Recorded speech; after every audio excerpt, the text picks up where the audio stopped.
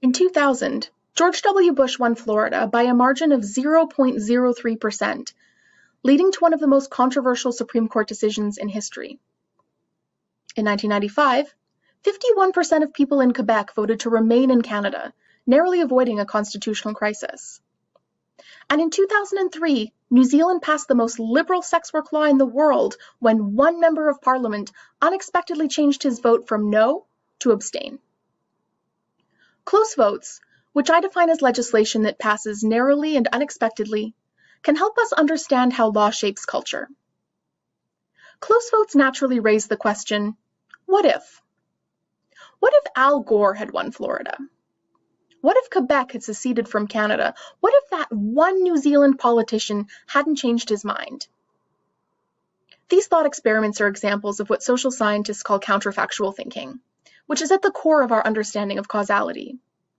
It's the logic behind a drug trial, which uses randomly assigned treatment and control groups to measure the effect of a medication.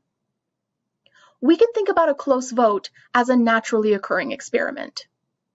If the passage of the law is truly unpredictable, like it was in New Zealand, we can think about it as an experimental treatment and study its impact on society.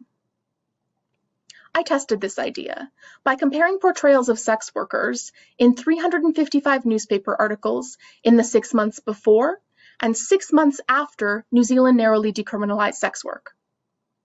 Now, if this period of study sounds short to you, you're right. And that's on purpose.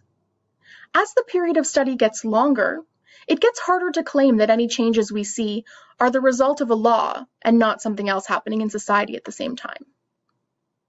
As the bar chart shows, the use of slurs in the newspaper decreased by more than 50% after the law changed.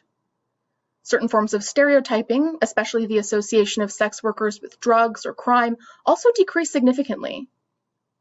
References to sex workers as an out-group, fundamentally different from us, stayed relatively constant.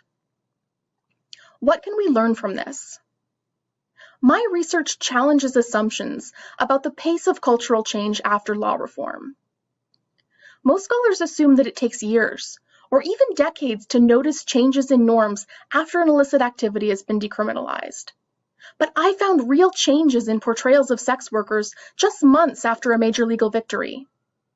This confirms my close votes approach is a promising new way to study the cultural impact of a new law.